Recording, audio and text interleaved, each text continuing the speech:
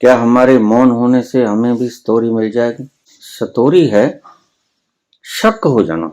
समझना बात को। तुम्हें पता नहीं है कि तुम हिल स्टेशन पर बाहर के विदेशों में क्यों जाते हो, ऐसी मनोरंजक स्थानों पर जो आपको हैरत में डाल दें। समाधि से पहले सतोरी की घटना तुम्हें हैरत में डाल देगी, जैसे मुझे हैरत में डाला कि मेरे साथ जो उस दिन घटित हुआ उसका रहस्य मैंने जान लिया। नहीं, तुम गलती में हो। वो आज भी रहस्य है। साक्षी अलग दिखाई पड़ेगा और घटनाएं अलग दिखाई पड़ेंगी, दर्द अलग दिखाई पड़ेगा। तुम्हें तुम्हारा आपा अलग समझ आएगा कि कुछ है जो देखने वाला अलग है, और दर्द तो मैं देख रहा हूं। तुम ध्यान भी करते हो, तुम ध्यान में भी छेड़छाड़ करते हो। मुझे रोज फोन आते हैं, पापा कुछ जाप कर लिया करें। मैंने कहा फिर तो आप ये गचोल करोगे, फिर तो माटी नीचे बैठने वाली नहीं। यहाँ 4 दिशाएं नहीं है, हजारों दिशाएं नहीं है, यहाँ तो अरबों खरबों दिशाएं हैं। एक बार सतोरी की झलक मिल जाए फिर आगे की बात वो खुद संभाल लेगा। मैं मुहर लगाता हूं कि वह है। इससे बड़ी भेंट आपको गुरु कुछ नहीं कर सकता।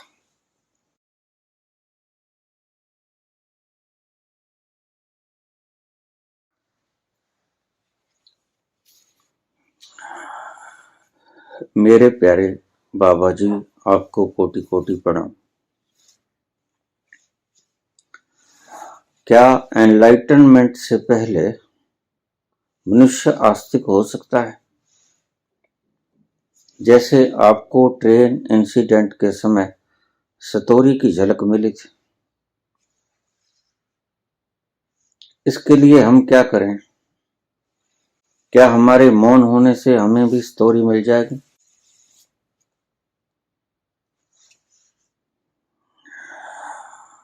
प्लीज आप मुझे अपना आशीर्वाद दीजिए।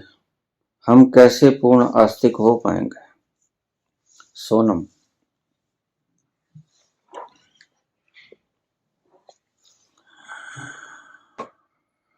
सतोरी क्या है? सतोरी है शक हो जाना। समझना बात को। सतोरी है शक हो जाना, जैसे हमें कभी किसी बात पे शक हो जाता है। शक हो जाना, there is some extraordinary power जो हमें दिखाई पड़ता है, उसके अतिरिक्त कुछ है जो असाधारण है। ये शक हो जाना, उसे सतोरी कहते हैं। लेकिन सतोरी मिलने से पहली बात, व्यक्ति मौन हो जाता है। मौन हो जाता है लेकिन पूर्ण मौन नहीं होता। समझते जाना एक एक बात को।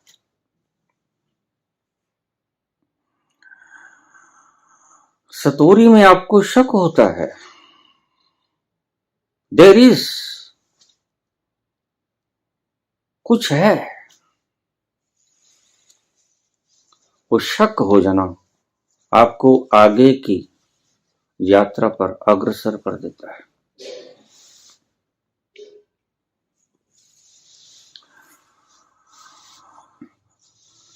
क्या हम भी मौन हो जाएं तो हमें सतोरी की झलक मिल जाएगी? बिल्कुल मिल जाएगी।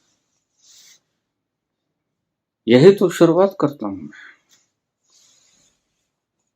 मौन हो जाओ,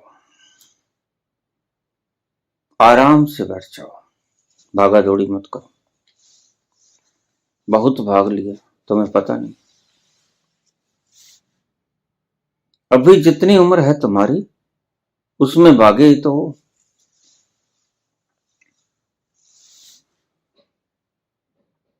ठहर जाओ। जैसे ही ठहरने लगोगे, जैसे गंदले पानी को हम ठहरा देते हैं किसी पात्र के भीतर डालकर, उसे छोड़ देते हैं,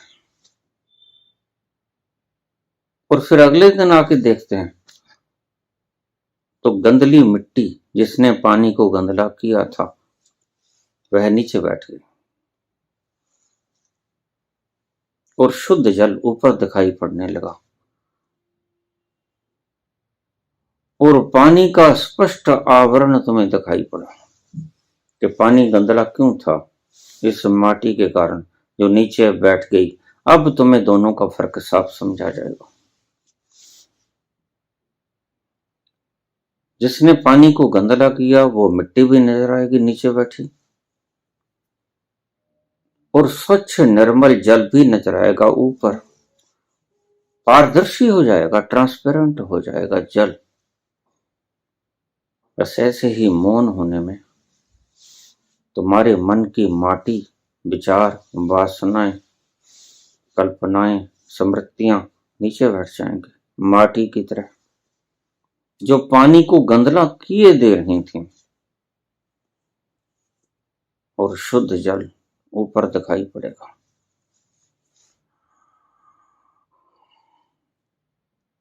और एक बात तुम्हें बता दूं, गंदले पानी में तुम अपनी तस्वीर नहीं देख सकते, शुद्ध जल में तुम्हें अपनी तस्वीर दिखाई पड़ जाएगी।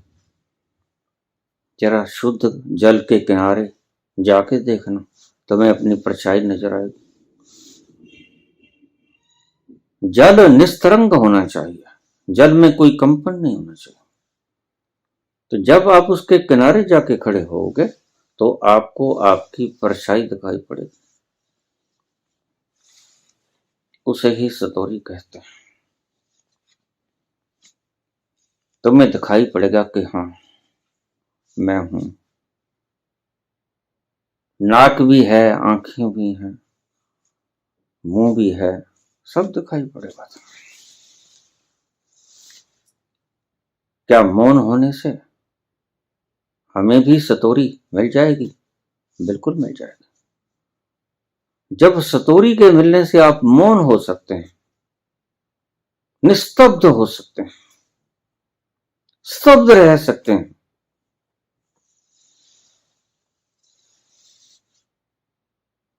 आश्चर्यचकित रह सकते हैं, तो आप मौन होने से भी उसी अवस्था को पहुंच जाएंगे। सतोरी की झलक मिलेगी, आश्चर्य, आप कहोगे वंडरफुल। जैसे ही जनक पहुंचते हैं, अष्टावक्र उन्हें कहते हैं कि तू ऐसा कर,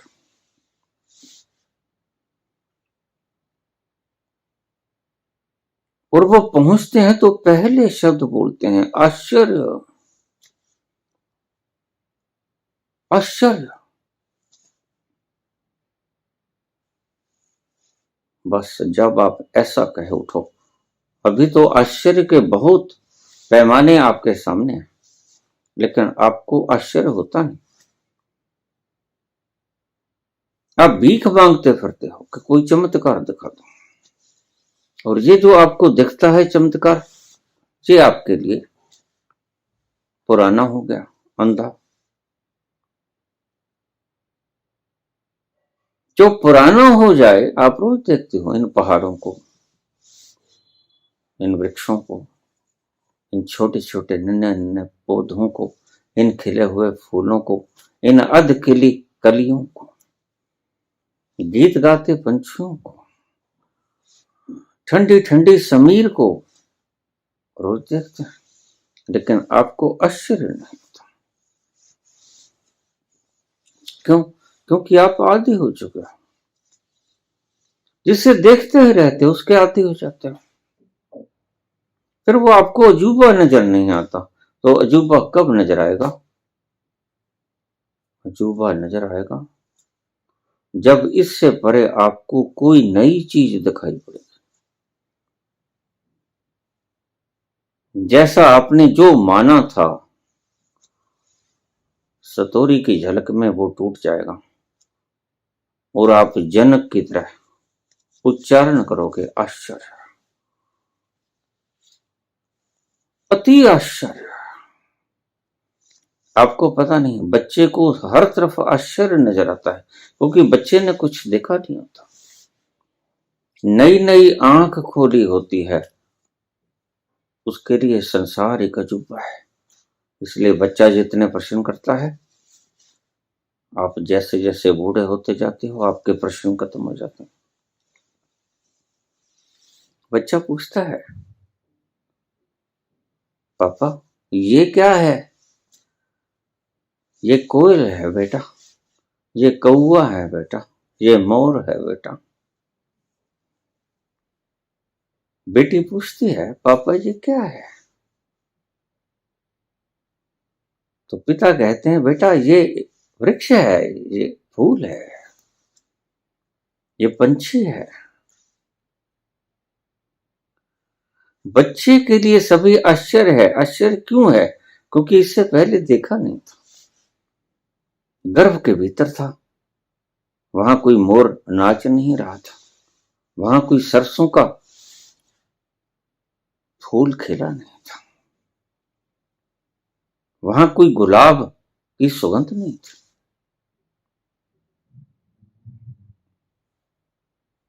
आपको शायद पता ना, बच्चा गर्भ में अपना ही मूत्र पीता रहता है। हैरान मत होना।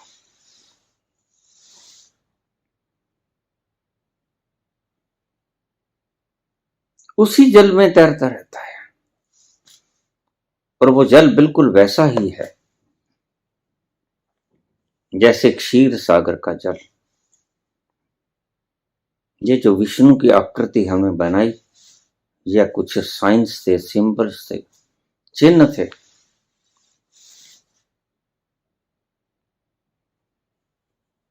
बच्चा जब बाहर आता है, पहली बार आंखें खोलता है और थोड़ा सा होश, और देखता है संसार को, सभी तरफ अजूबा ही अजूबा है, आश्चर्य ही आश्चर्य है। लेकिन आपके लिए वो आश्चर्य खो गया, क्योंकि आप लगातार देख रहे हो, आश्चर्य खत्म हो गया। अब कुछ नया दिखे, जो था वो देख लिया। अब कुछ नया दिखे तो आपको आश्चर्य हो। ये आश्चर्य जिसके भीतर पैदा हो गया, बड़ी उम्र में, बचपन में तो सभी के भीतर आश्चर्य होता है। सभी चीजें आश्चर्य से युक्त होती हैं, परिपूर्ण होती हैं, लेकिन बड़े का आश्चर्य खो जाता है। तब आपको जो आश्चर्य की चीज दिखेगी वो होगी सतोरी।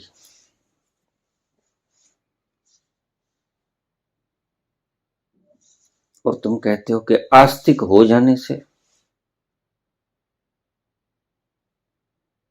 सतोरी की झलक मिल जाएगी।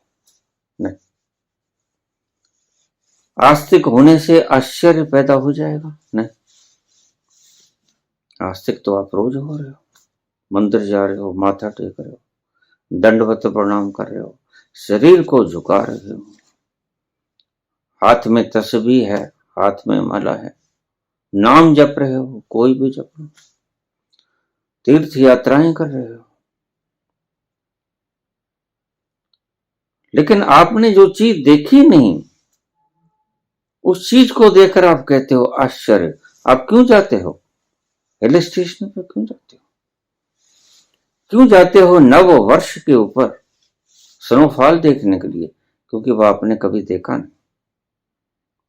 जब आसमान में से बारिश की तरह स्नोफॉल होता देखते हो तो आप कहते हो आश्चर्य।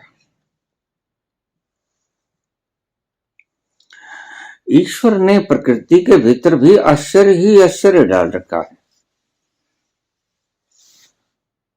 तुम्हें पता नहीं कि तुम हिल स्टेशन पर, बाहर के विदेशों में क्यों जाते हो, ऐसी मनोरंजक स्थानों पर जो आपको हैरत में डालते हैं। वो हैरत, थोड़ी देर की हैरत आपको सुकून देती है। और सुकून हर कोई चाहता है। जब आप ऊब जाते हो एक ही काम को करते करते, एक ही दृश्यों को देख देख के, वही लंबे चेहरे देखा आपने? जो लोग ऑफिसेज में जाते हैं, जरा देखना अपने बॉस की तरफ, पदवी बड़ी है, चेहरा लंबा है, पर लंबे चेहरे, मुख के ऊपर 12:3.3, दुनिया भर का बोझ है इसके ऊपर, लेकिन इसके बाहर लिखा है बॉस, मैनेजर। इस मैनेजमेंट को क्या चाटेगा? दिल्ली की गद्दियों पर देखे हुए लोगों के चेहरों को देखना, दिल्ली की गद्दियों पर जो आसीन है, पदासीन है, उनके ऊपर बैठे हुए लोगों के चेहरों को देखना, आपको खुशी नहीं दिखाई पड़ेगी। ऐसा लगेगा जैसे खुद दुख ने ये रूप धारण कर लिया है। दुनिया भर का बोझ है उस व्यक्ति के ऊपर। ये स्पीकर का रूप धारण करके दुनिया भर का दुख ये रूप धारण करके बैठ गया है। दुनिया भर का दुख जैसे पीएम का रूप धारण करके बैठ गया है, सीएम का रूप धारण करके बैठ गया है। जमाने भर का बोझ इनके ऊपर है, जमाने भर का दर्द इनके हृदयों में है।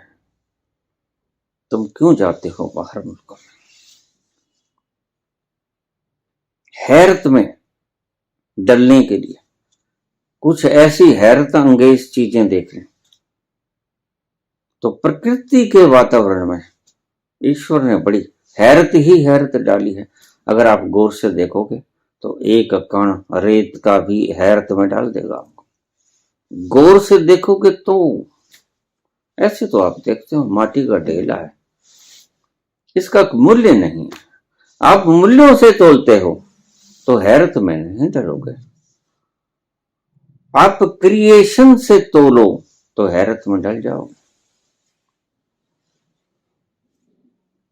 रोज देखते हो इस माटी के कण को, लेकिन जिसने अपने माटी के कण को हाथ में उठाया और आपके मन में ये विचार कूद गया कि ये कैसे बना होगा, ये किसने बनाया होगा, आखिर तो किसी ने बनाया होगा। और अगर किसी ने नहीं बनाया तो स्वयं भी ये कैसे पैदा हो गया होगा।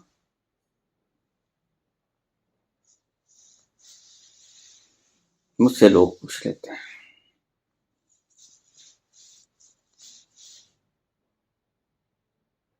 कि ये जनसंख्या क्यों बढ़ रही है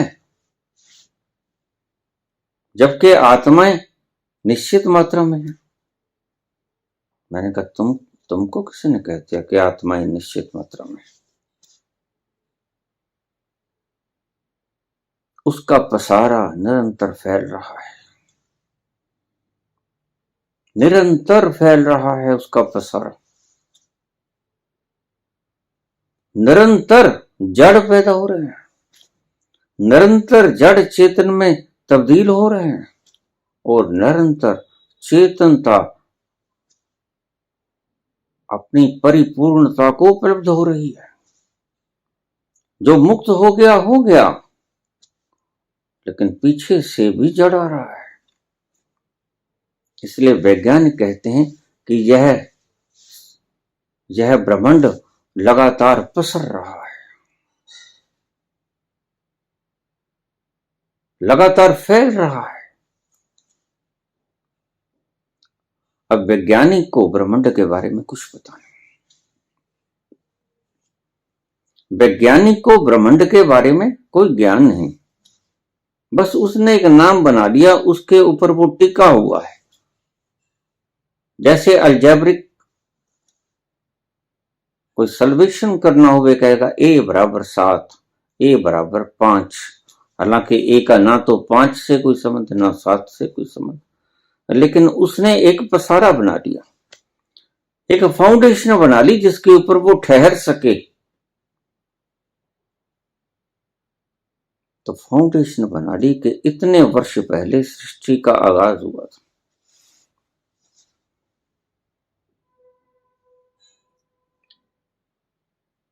छह अरब साल पहले सृष्टि का आगाज हुआ था।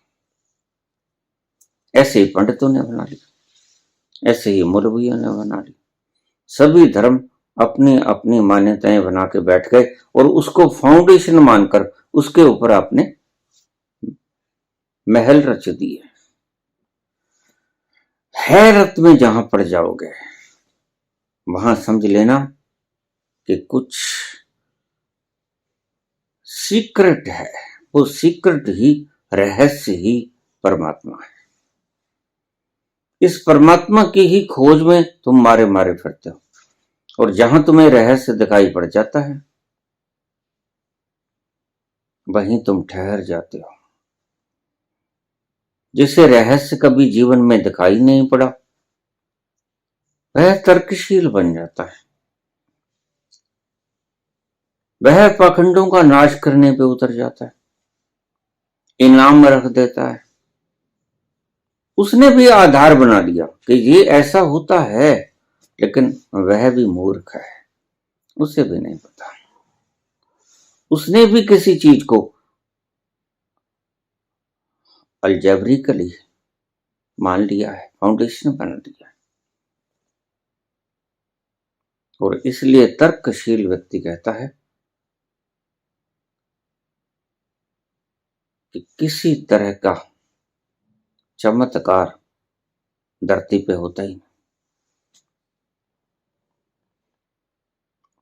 और कमाल की बात है, ये जो आस पास सब उसके पसारा है, यह चमत्कार ही तो है। तुम छुट्टियों में जाते हो, हिल स्टेशन जाते हो, नए नए शहर में जाते हो, नए नए देशों में जाते हो, वहां के अजूबे देखते हो। यहां देखने लायक चीज क्या है? देखने लायक का मतलब होता है जो हैरत में डाल दे। और जहां तुम्हें हैरत आई, इस शब्द को आप गहरे से ले लेना, जहां तुम्हें हैरत आई वहां तुम ठहर जाते हो। इस फॉर्मुलेशन को आप लिख लेना अपने हृदय में। जहां जहां तुम ठहरे वहां वहां तुम्हें हैरत दिखाई पड़े, अजूबा दिखाई पड़ा, रहस्य दिखाई पड़ा, सीक्रेट दिखाई पड़ा। और सीक्रेट इज गॉड। जो उगड़ गया वह परमात्मा नहीं, वह है सृष्टि। जो अनउगड़ा रह गया, जो कभी उगड़ नहीं पाएगा, वह रहस्य परमात्मा है।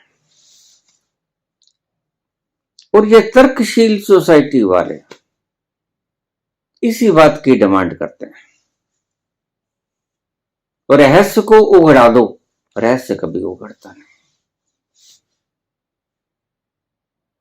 तुम 2 करोड़ की जगह 200 करोड़ का इनाम रख दो, रहस्य कभी उगड़ेगा नहीं।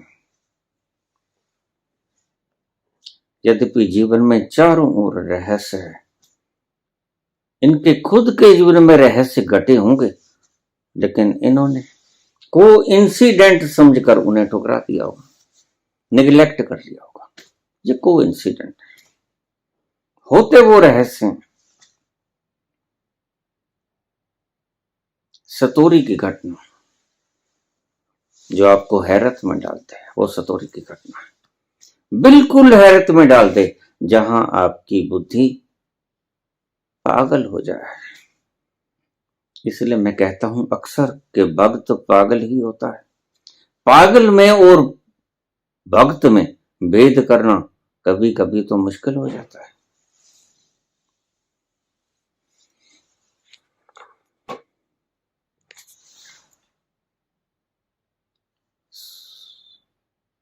समाधि से पहले सतोरी की घटना तुम्हें हैरत में डाल देगी, जैसे मुझे हैरत में डाला। बस वो हैरत आपकी फाउंडेशन बननी चाहिए। अगर कुछ ऐसा हुआ जिसका आप जवाब कभी दे ही ना पाए, और ध्यान रखना, ऐसा मत समझना कि मेरे साथ जो उस दिन घटित हुआ उसका रहस्य मैंने जान लिया, नहीं तुम गलती में हो। वो आज भी रहस्य है। इसलिए आइंस्टीन ने अपने शब्दों में लिखा, यद्यपि वो वैज्ञानिक था, लेकिन वैज्ञानिक भी आगे चलकर जहां खोपड़ी बंद हो जाती है काम करनी, उससे आगे हैरत शुरू होती है। तो मेरी खोपड़ी बंद हो गई वहां। तो उससे आगे वो लिखते हैं,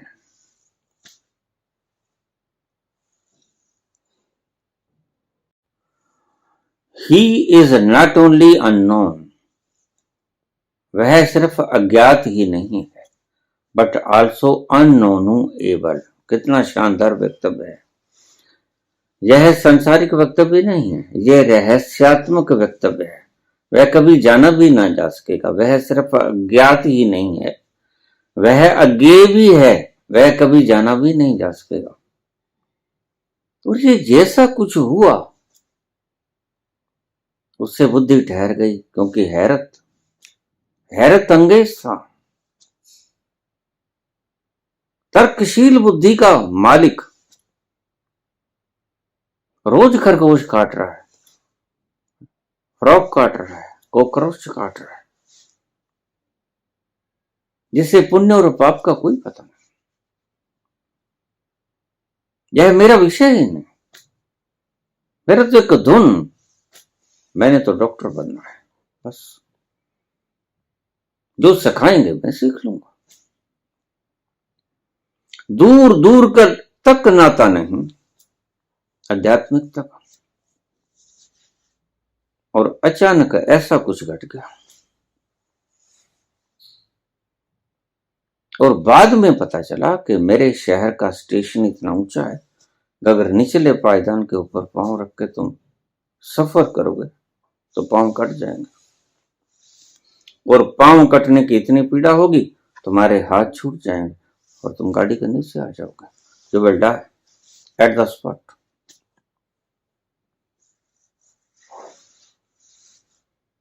ऐसी घटना जो आपकी बुद्धि को नष्ट कर दे, जला दे, तो होती है सतोरी। आपको समझ ना आए, जो चीजें आपको समझ आती हैं वो तो विषय होते हैं। Algebra, mathematics, physics, chemistry, geology, botany, political science, ये सब चीजें आपके समझ आ जाएंगी। जितने विषय आपने बनाए सब आपको समझ में आ जाएंगे, बखूबी समझ में आ जाएंगे।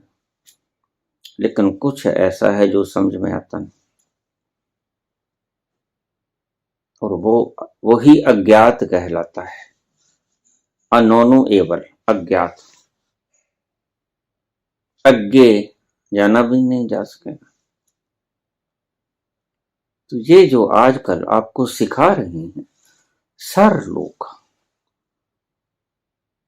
आपको संसार में उत्थान करने के लिए सही मार्ग बता रहे हैं।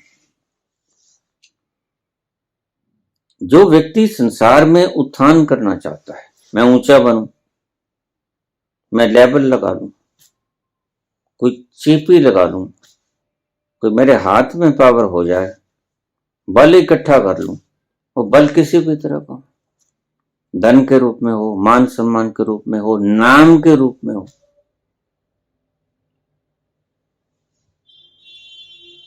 पदार्थों को इकट्ठा कर लो, जमीन जायदाद की रजिस्ट्री अपने नाम करा लो, ये बल है।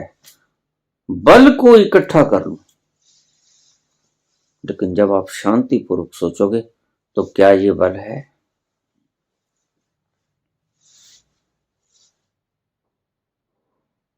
क्योंकि बल वो होता है जो आपका परमानेंट प्रॉपर्टी बन जाए। जो आपने इकट्ठा किया वो तो परमानेंट प्रॉपर्टी नहीं, वो तो बल इकट्ठा करने वाला एक दिन बिखर जाएगा, आग में गिरा देंगे हम, दफन कर देंगे हम। तो सतोरी की घटना कुछ ऐसा तुम्हारी बुद्धि में बीज फेंक देती है कि जिसका तुम्हें हल कभी मिलता ही नहीं, फिर तुम उसकी खोज में लग जाते हो। तुम छोड़ देते हो सब, छोड़ो, यह तो कुछ मसला ही और है, मैं सीखने क्या चला हूं, और मसला कुछ और है सीखने योग्य। ये कौन है, ये क्या है, ये किसने मुझे बचाया, ये हुआ तो हुआ कैसे। It is beyond law of science. विज्ञान की नियमों से बाहर की चीज हुई, बस विज्ञान के नियमों से बाहर की चीज, उसे ही चमत्कार कहते हैं। और चमत्कार दिखाने नहीं होते, चमत्कार सिर्फ एक ही शक्ति कर सकती है, व्यक्ति चमत्कार नहीं कर सकता। चमत्कार सिर्फ एक ही शक्ति कर सकती है, जिसने सृजना की, जिसने सारे चमत्कारों का निर्माण किया। ये सब आसपास आप पाओगे। मैंने पहले भी कहा कि एक जर्रा रेत का, वो भी चमत्कार है। ये बनाया किसने, कैसे। लेकिन तुम ठहर जाते हो, तुम फाउंडेशन बना लेते हो। अब चारवाक ने फाउंडेशन बना ली कि जहां ना कोई आता है ना कोई जाता है, ऋणम कृत्वा घृतम पिबेत, या जीवेत सुखी जीवेत, ऋणम कृत्वा घृतम पिबेत, भस्म भूतस्य देहस्य पुनर्आगमनम कुतः। ऋण देने वाला, ऋण लेने वाला जो एक बार मर गया, वो फिर से कभी आपने जहां घूमता फिरता देखा है। जो भस्म हो गया, भस्म भूतस्य देहस्य, ये देह तो भस्म हो जाएगी। पुनर्आगमनम कुतः, फिर आते देखा है किसने। इसलिए चारवाक ने कहा, चारवाक ने इसे फाउंडेशन बना लिया। ये इजाद थी खोपड़ी की, ये सारी इजादें, ध्यान रखना ये शब्द, ये खोपड़ी के होते हैं। तो चारवाक अपनी इजाद कर लेता है, ऋण उठाओ और घी पियो, ऋणम कृत्वा घृतम पीबेत। लेकिन फाउंडेशन बना ली गई। तो चारवाक ने फाउंडेशन अपनी बनाई, मार्कस ने अपनी फाउंडेशन बनाई। ये बिल्कुल वही है जैसे अलजबरे के फार्मूले में आप मान लेते हो a इज इक्वल टू 7, इन्होंने मान लिया। छोटे से जीवन के इस मरहले में जो उन्होंने देखा, उससे भला निचोड़ कैसे निकाला जा सकता है। इस वृहद सृष्टि का नाप भी तो नहीं हो सकता। आप पूरे जीवन फीता लेकर लग रहे हो और तुम निचोड़ निकाल रहे हो कि कोई परमात्मा नहीं। कमाल है। मुझे ये लोग पागल दिखाई पड़ते हैं, तुम्हें संत पागल दिखाई पड़ता है। संतों को सारी दुनिया पागल दिखाई पड़ती है। मार्कस ने अपना सिद्धांत बना लिया, उसने अपनी फाउंडेशन खड़ी कर ली। मैं ऐसे परमात्मा को क्यों मानूं जो मुझे रोटी नहीं देता। निश्चय ने अपनी फाउंडेशन बना ली, गॉड इज डेड। वो था तो, लेकिन मर गया है। सभी नास्तिकों ने अपनी अपनी फाउंडेशन बना ली और आस्तिक अपनी फाउंडेशन बनाए। कोई जीवन में ऐसा कुछ घट गया, कोई इच्छा पूरी हो गई, कोई जज बनना चाहता था, कोई मिनिस्टर बनना चाहता था, कोई चुनाव जीतना चाहता था, कोई सीएम पीएम बनना चाहता था, तो वो नतमस्तक हो गया कि हाँ तू है। लेकिन उसे पता नहीं कि ये गद्दियां टेम्परेरी, एक दिन छिन जाएंगे।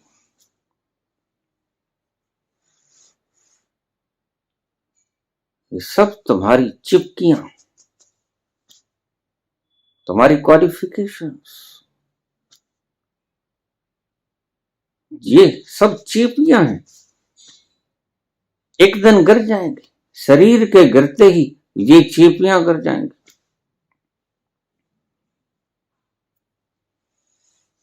तो तुम किसी कारण से आस्तिक होते हो। वो कारण चाहे तुम्हें कुछ मिल गया हो या तुम कुछ मांग रहे हो। कुछ लोग मन्नत मानते हैं इसलिए आस्तिक होते हैं कि हे माता मैं ये बन जाऊं, और कुछ लोग रिश्वत देने की कोशिश करते हैं, हे माता मैं ये बन जाऊं, तेरे चुन्नी चढ़ाऊं। अब माता की चुन्नियों की कमी है, और पत्थरों को चुन्नियों की जरूरत भी क्या है भला? पत्थरों की मूर्तियों को चुन्नियों की जरूरत पड़ती है।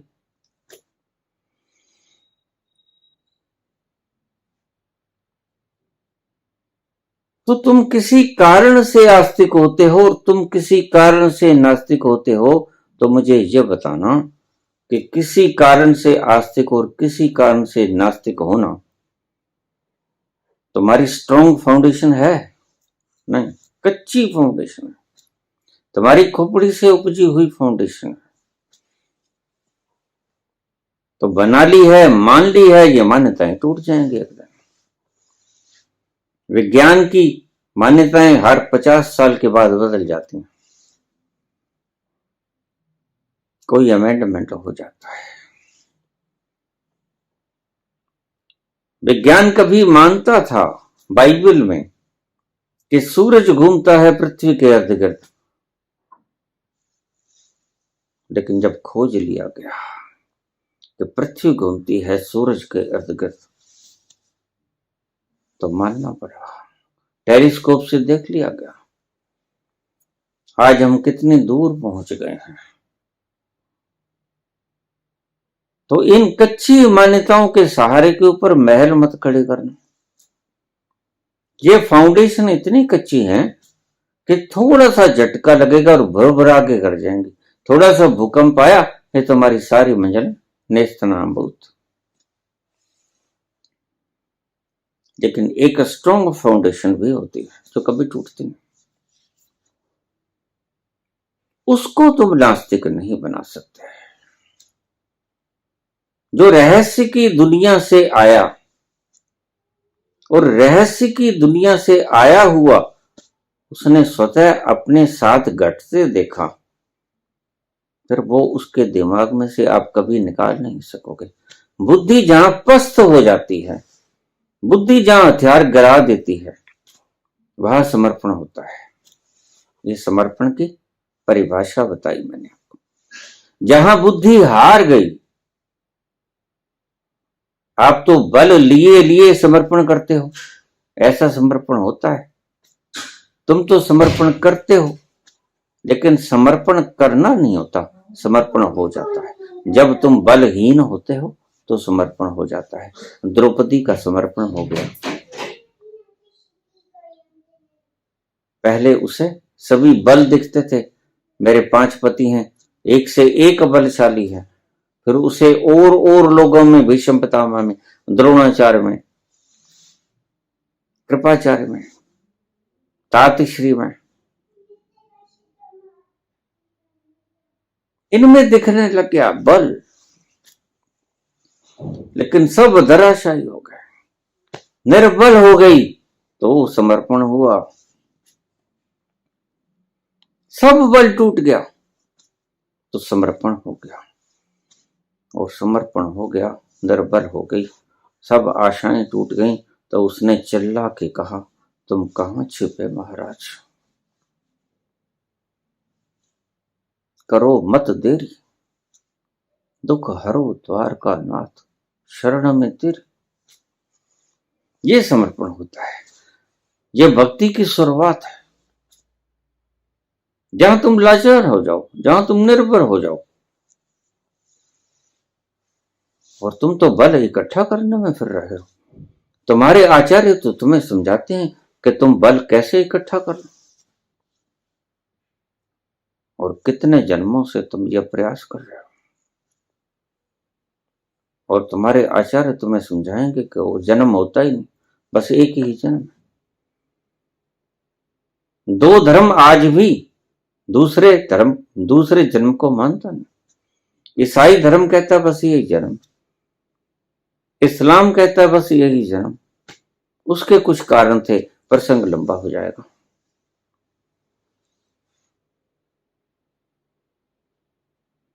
उन कारणों को फिर अगर पूछोगे तो बताऊंगा क्या कारण था।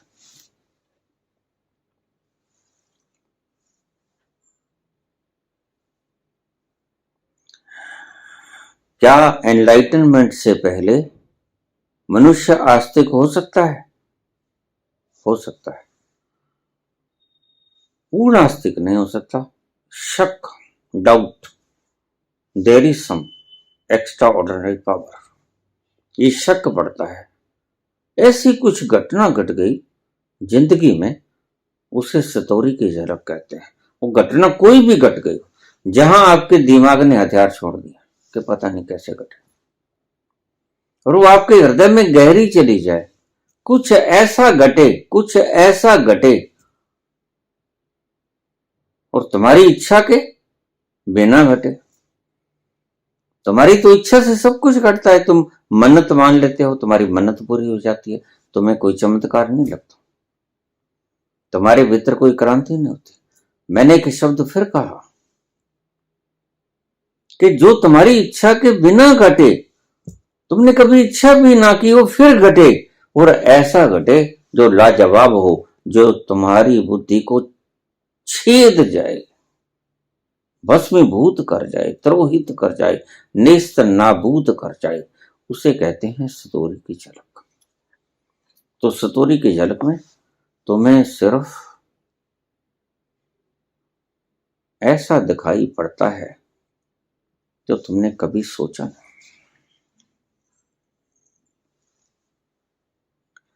जैसे आपको ट्रेन इंसिडेंट में हुआ, मैंने सोचा नहीं था।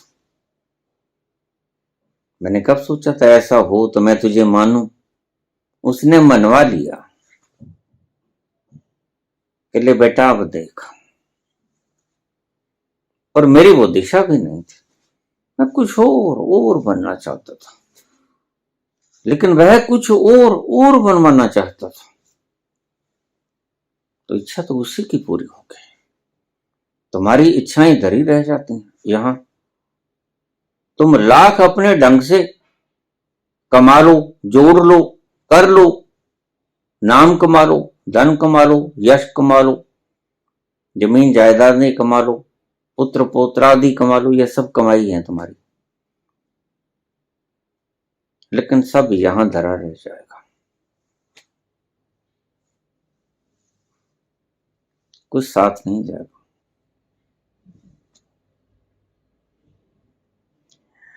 इसके लिए हम क्या करें?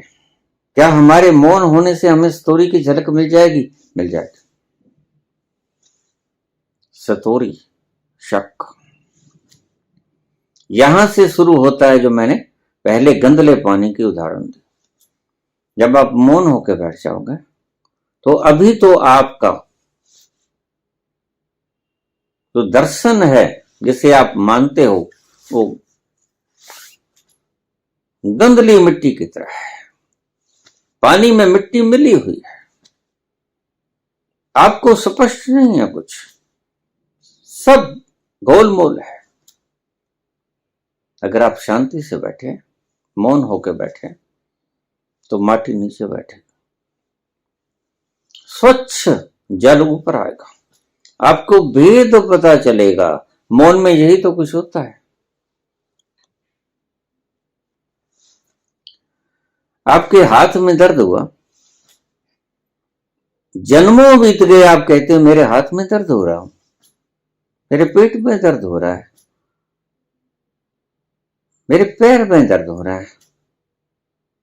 दर्द हो रहा है, लेकिन आपने कभी जाग के नहीं देखा कि जिसमें दर्द हो रहा है उसे देख कौन रहा है। दर्द हो रहा है हु इज विटनेसिंग, इसका साक्षी कौन है, यह दिख किसको रहा है, इस गहराई में आप कभी नहीं गए। बस यही मैं कहता हूं कि गंदले पानी में जब मौन होके बैठ जाओगे, माटी नीचे बैठ जाएगी, शुद्ध जल ऊपर आ जाएगा। साक्षी अलग दिखाई पड़ेगा और घटनाएं अलग दिखाई पड़ेंगी, दर्द अलग दिखाई पड़ेगा, तुम्हें तुम्हारा आपा अलग समझ आएगा कि कुछ है। जो देखने वाला अलग है और दर्द तो मैं देख रहा हूं, मैं देख रहा हूं, दिख रहा है दर्द, इसका अर्थ मैं दर्द तो नहीं हूं, इसका अर्थ जिसे दर्द हो रहा है वो भी मैं नहीं हूं, मैं तो देखने वाला हूं। ये पांव जिसे दर्द हो रहा है मैं नहीं, जिसे पेट जिसे दर्द हो रहा वो मैं नहीं। शुरुआत यहां से होती है और शुरुआत यहां से होती है, शुरुआत मौन से होती है। ये गंदला पानी, माटी नीचे बैठे मौन यही करता है। अगर आप उसको बार बार छेड़ते रहोगे गंदले पानी को, तो माटी नीचे नहीं बैठेगी, आपको भेद का पता नहीं चलेगा कि ये गंदला था, ये तो पानी था, शुद्ध था, लेकिन अशुद्धि इसके बीच में मिली हुई थी। मौन होने से वो अशुद्धि नीचे बैठ जाएगी और शुद्ध जल ऊपर आ जाएगा। सबसे पहले ये होगा मौन में, आपको फर्क नजर आएगा। अब सबसे पहले ये करो आपको मैं पहले भी बहुत प्रवचनों में बोल चुका हूं, पहले आपको दो दिखाई पड़ेंगे, दो। एक आप दृष्टा जो देख रहा है, साक्षी, विटनेस, और दूसरा ऑब्जेक्ट जो दिखाई पड़ रहा है, जिसे दर्द हो रहा है। स्क्रीन के ऊपर फिल्म चल रही है, आप सिनेमा हॉल में बैठे फिल्म देख रहे हो,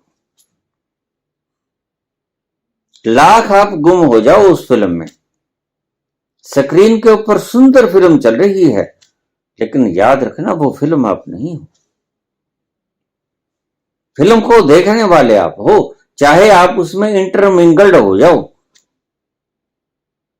किसी व्यक्ति को दुख और दर्द हो रहा है, किसी व्यक्ति पे अन्याय हो रहा है, तुम उसके साथ एकाकार हो गए, तुम रोने लगोगे, तुम्हारी आंखों में आंसू आ जाएंगे।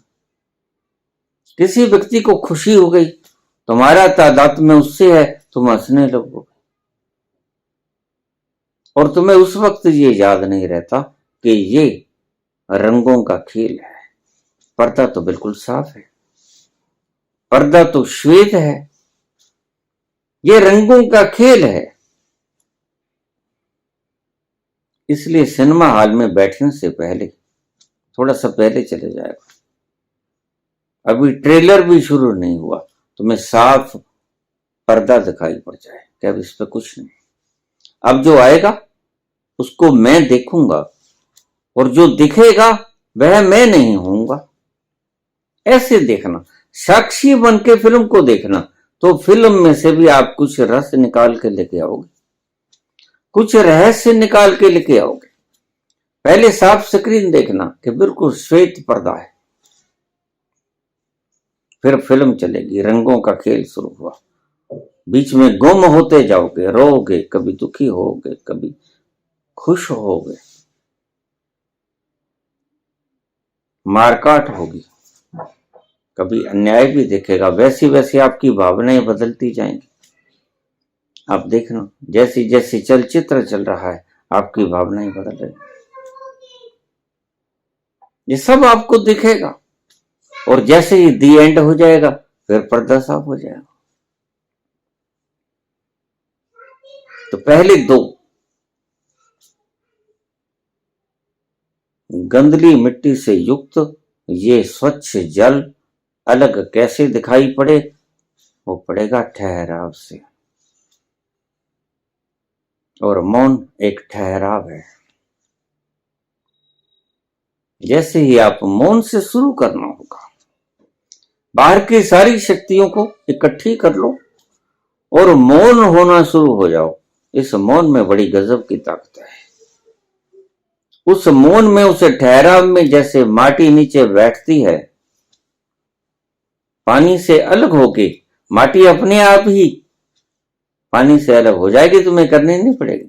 तुम अगर छेड़छाड़ करोगे तो फिर वो अलग भी नहीं होगी। तुम यही करते हो। तुम ध्यान भी करते हो, तुम ध्यान में भी छेड़छाड़ करते हो। मुझे रोज फोन आते हैं, पापा कुछ जाप कर लिया करें। मैंने कहा फिर तो आप ये गचोल करोगे, फिर तो माटी नीचे बैठने वाली नहीं। नहीं, कुछ नहीं करना है, कोई तकनीक नहीं बरतनी है, कहीं ध्यान नहीं लेके जाना है, कहीं ध्यान को कंडेंस नहीं करना है, कोई पद्धति नहीं अपनानी है, कोई विपश्यना वगैरह कुछ नहीं करना। ना आनापान करना है, ना विपश्यना करना है, ना त्रिकुटी के ऊपर ध्यान लगाना है, कंसंट्रेशन नहीं करना, कुछ नहीं करना। आपने खाली बैठ जाना है। उस खालीपन में मिट्टी नीचे उतरेगी। छेड़छाड़ करोगे, ये तुम्हारे सब छेड़छाड़ है। विपश्यना करो, आनापान करो, तीसरे नेत्र पे ध्यान दो, किसी चक्र पे ध्यान दो, मूलाधार पे ध्यान दो, कुंडलनी पे ध्यान दो, सहस्रार पे ध्यान दो। सब छेड़छाड़ है माटी के साथ। माटी नीचे नहीं बैठने को है। तुमने कुछ भी छेड़छाड़ की तो माटी नीचे नहीं बैठेगी, वो गचोल हो जाएगी। पानी वैसे ही गंदला रहेगा। पानी को शुद्ध अलग देखना चाहते हो, माटी अलग देखना चाहते हो, तो आपको कुछ नहीं करना है, बैठ जाना है। आप देखना, किसी गिलास के भीतर गंदला पानी डाल लेना और उसको छोड़ देना, और अगले दिन देखना आप पाओगे माटी नीचे बैठ गई, शुद्ध जल ऊपर आ गया। उसमें आपको अपनी तस्वीर दिखेगी। लेकिन गंदले पानी में आपको अपनी तस्वीर नहीं दिखाई पड़ेगी। यहां से शुरुआत करनी है। पूछा है कि बूंद से सतोरी की झलक मिल जाएगी? हाँ, मिल जाएगी। लेकिन सतोरी सिर्फ एक डाउट है। आपको शक पड़ेगा कुछ है, लेकिन शक भी इतना जबरदस्त पड़ेगा कि वो तोड़े से टूटेगा नहीं। सतोरी की घटना के बाद मन शांत हो जाता है, मौन हो जाता है। और अगर आप मौन हो जाओगे तो सतोरी की घटना घट जाएगी। मौन होने से शुरू करो, धीरे धीरे मौन होते जाओ, ज्यादा मौन होते जाओ, ज्यादा मौन होते जाओ। आप पाओगे भरा पड़ा है भीतर, अल्फाज भरे पड़े हैं। आध्यात्मिकता तलवार की धार के ऊपर चलना है। जैसे जैसे आप अपने भीतर अचेतन में उतरोगे तो अचेतन में तो समूह है, सारी वासनाएं वहां पड़ी हैं। काम है, क्रोध है, लोभ है, मोह है, अहंकार, सारी स्मृतियां अतीत की वहां भरी पड़ी, सारी कल्पनाएं, कामनाएं जो आपने की, तमन्नाएं जो आपने की, वो भीतर भरी पड़ी। कचरा ही कचरा है भीतर। और इस कचरे में से बड़े होशियारी से गुजरना पड़ेगा, अन्यथा आप चिपक जाओगे। इसलिए रोज मजे आते हैं लोगों के फोन वगैरह, मैसेज वगैरह। बाबा जी तंग बहुत करता है, क्रोध बड़ा तंग करता है, लोभ बड़ा तंग करता है, काम बड़ा तंग करता है, क्या करें? ये भीतर जाओगे तो ये तो दिखेंगे, इससे चिपकना बंद कर दो। ये बड़ा मुश्किल काम है। इसलिए जिसने चिपकना बंद कर दिया उसको हमने खिताब दिया महावीर। जिसने जीत लिया अपनी इंद्रियों को, उसको हमने नाम दिया इंद्र, और इंद्र की पूजा की। वेदों में इंद्र की पूजा है। जिसने इंद्रियों को जीत लिया वो इंद्र। तो मौन से शुरुआत करो, चुप बैठ जाओ, बिना कुछ किए। कुछ नहीं करना है,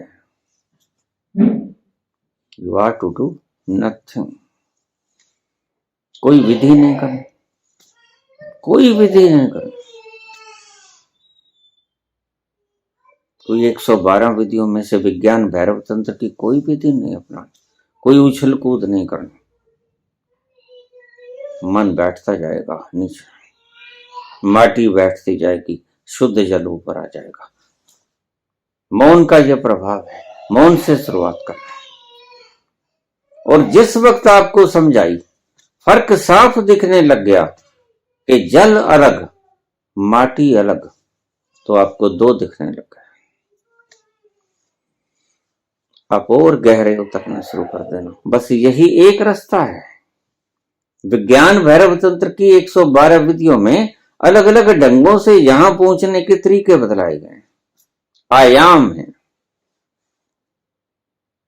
यहां कैसे पहुंच जाओ आप, क्योंकि प्रत्येक व्यक्ति की, प्राणी की जो प्रवृत्ति है वो एक दूसरे से मेल नहीं खाती। कोई दक्षिण से चला, कोई उत्तर से चलेगा, कोई पूर्व से चला, कोई पश्चिम से चलेगा। उसको दूसरे व्यक्ति को तुमने हीन नहीं गिनना है, नहीं, वह बिल्कुल सही है। जा वो भी केंद्र की तरफ रहा है, जा तुम भी केंद्र की तरफ रहे हो। जो पूर्व से चलेगा वह भी केंद्र के बीच में से गुजरेगा, जो पश्चिम से चलेगा वह भी केंद्र के बीच में से गुजरेगा।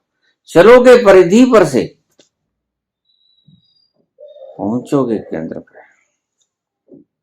किसी दिशा से 1000 दिशाएं हैं, यहां 10 दिशाएं नहीं है, यहाँ 4 दिशाएं नहीं है, हजारों दिशाएं नहीं है, यहां तो अरबों खरबों दिशाएं हैं। बड़े सूक्ष्म बिंदु हैं जहां से चलना होता है। लेकिन एक बात को ध्यान में रखना, केंद्र बीच में आएगा। जब आप परले पार जाओगे केंद्र बीच में आएगा। बस केंद्र के, जब केंद्र के करीब आए तो आप पकड़ लिए जाओगे, वह फिर आपको अपने आगोश में ले लेगा। तो क्या मौन सतोरी को घटा सकता है? बिल्कुल घटा सकता है। और जब सतोरी घट गई, अब ध्यान से सुनना बात को, जब सतोरी घट गई फिर समाधि दूर नहीं, क्योंकि सतोरी के बाद आपको शक तो हुआ, अभी तो आपको शक नहीं, शक नहीं है इसीलिए ही तो मार्कस बोल पाते हैं, शक नहीं है इसीलिए तो नीचे इतने गहरे शब्द बोल पाते हैं कि गॉड इज डेड। शक नहीं है तभी तो चारवाक ऐसे शब्द कह पाती है, ऋणम कृत्वा घृतम पिबेत। तर्क देते हैं और तर्क बड़े सुंदर होते हैं, तर्क बड़े सुंदर हुआ करते हैं।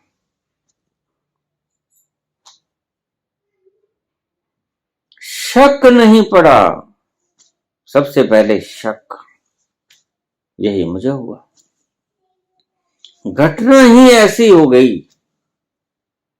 अब खोपड़ी नेस्त नाबूद हो गई, खोपड़ी के पास कोई जवाब नहीं, ठहर गया सब, एकदम से पानी ठहर गया, शीतल हो गया, समर्पण हो गया, हाथ उठ गए आसमान की तरफ, उस रहस्य की तरफ चेतना मुड़ गई, भटकना बंद कर दिया चेतना ने। वो कौन, वो कौन जिसने इस 60, 70, 80 किलो के वजन को उठाकर भीतर धकेल दिया। मैं कोई सपना थोड़ा देख रहा था, बिल्कुल जीता जागता कॉलेज से आया, घर चला रोज की तरह, और आज ऐसा हो गया। तो सबसे पहले शक पैदा करना, अभी तो आपको विश्वास है, शक नहीं है। इसलिए मैं कहता हूं शक से पहले विश्वास झूठा होता है। आपको अभी तो शक ही नहीं पड़ा कि वो है भी कि नहीं। मेरे शब्द बड़े उल्टे हैं लेकिन सही है, यही रास्ता है। पहले शक पड़ेगा। जरा सी आहट होती है तो दिल सोचता है।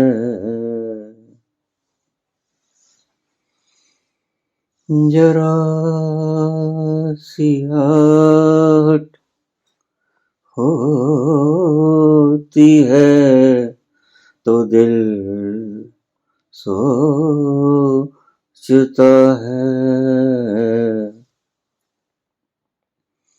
कहीं ये वो तो नहीं, कहीं ये वो तो नहीं, कहीं ये वो तो नहीं, कहीं ये वो तो नहीं, कहीं ये वो तो नहीं, कहीं ये वो तो नहीं। जरा सी आहट होती है तो दिल सोचता है, कहीं वो प्राण प्यारा तो नहीं, कहीं उसने दरवाजा खटकाया तो नहीं। जरा खोल के देख लो। बस ये खोल के तभी देखोगे जब शक पड़ जाएगा। अभी तो द्वार बंद है, द्वार बंद ही रहेंगे, शक पड़ना चाहिए। आहट हो किसी की और तुम्हें शक पड़ जाए कहीं ये वो तो नहीं, और तुम दरवाजा खोलने के लिए मजबूर हो जाओ, सतोरी आपके भीतर शक पैदा करेगी। और जब शक पैदा हो गया फिर फिक्र मत करना, फिर तो देर अबेर पहुंच ही जाओगे।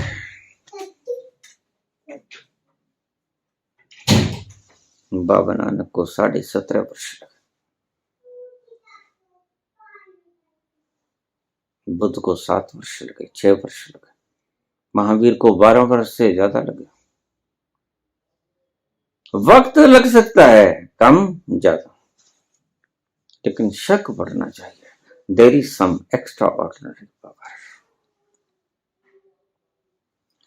कृपया आप हमें अपना आशीर्वाद दीजिए। जब मैं बोल रहा हूं ये आशीर्वाद ही तो है, ये कोई शिविर थोड़े लगा रहा हूं, ये मैं बोल रहा हूं, ये मेरा आशीर्वाद है।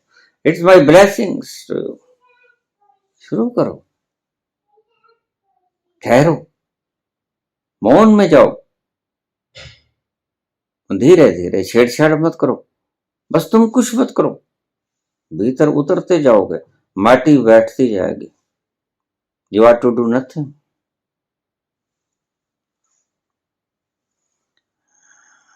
हम कैसे पूर्ण आस्तिक हो पाएंगे, बस वो फिर आगे की बात है। एक बार सतोरी की झलक मिल जाए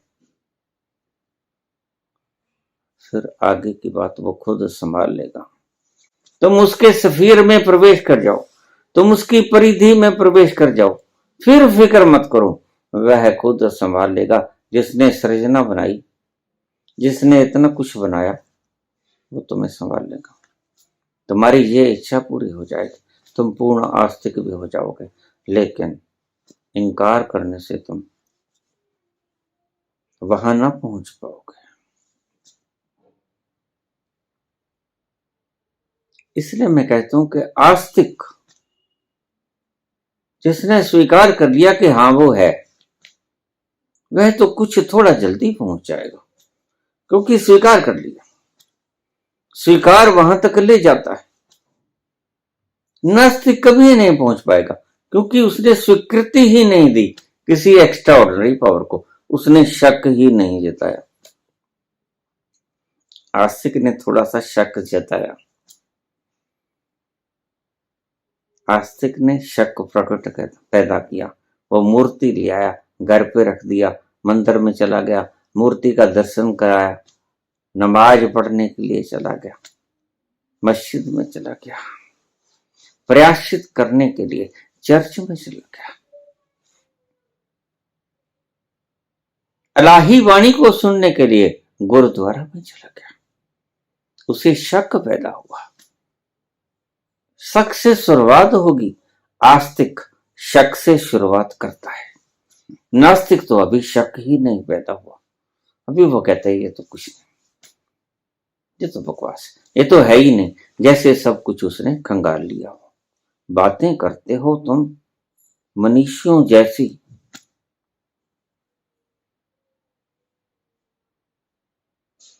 तुम्हारे भीतर ज्ञान नहीं, दर्शन नहीं। आस्तिक तथा कथित आस्तिक जैसा भी देखा तुमने कुछ नहीं, और देखा कुछ नहीं इसलिए तुम कहते हो कुछ है ही नहीं। चलो बात खत्म। अब बहुत से गुरु कहते हैं एनलाइटनमेंट होता ही नहीं। ठीक है भाई, नहीं होता। अब ये सच बोलते हैं, एनलाइटनमेंट नहीं होता तो इन बेचारों ने नहीं देखा। कहेंगे ना, मैं अगर कहूं कि नहीं होता ताजमहल तो इसका मतलब मैंने ताजमहल नहीं देखा ना।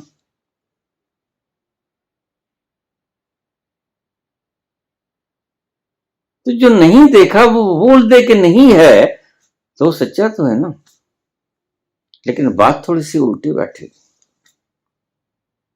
आस्तिकता सहजता में ले जाती है।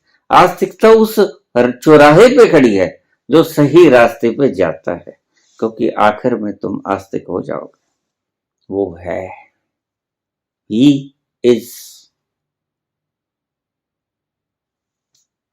और गुरु आपको सबसे बड़ी से बड़ी अगर कोई पुरस्कृति दे सकता है वो ये है कि ही इज। मैं मुहर लगाता हूं कि वह है। इससे बड़ी भेंट आपको गुरु कुछ नहीं कर सकता। अपने जन्मों जन्मों का एक्सट्रैक्ट रस जो उसने निचोड़ा, जो देखा, वो क्या देखा? वो है।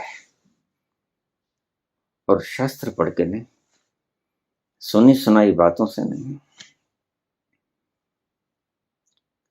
किन्हीं गुरुओं के कारण नहीं।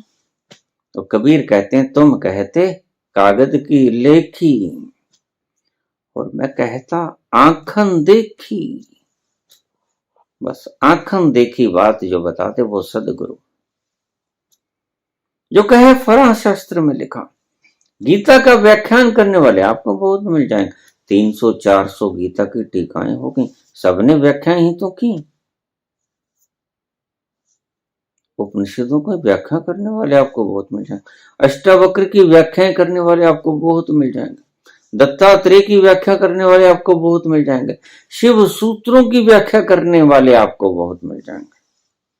शास्त्रों की व्याख्याकार तो आपको जगह जगह पर मिल जाएंगे, लेकिन किसी ने कुछ एक झलक भी देखी?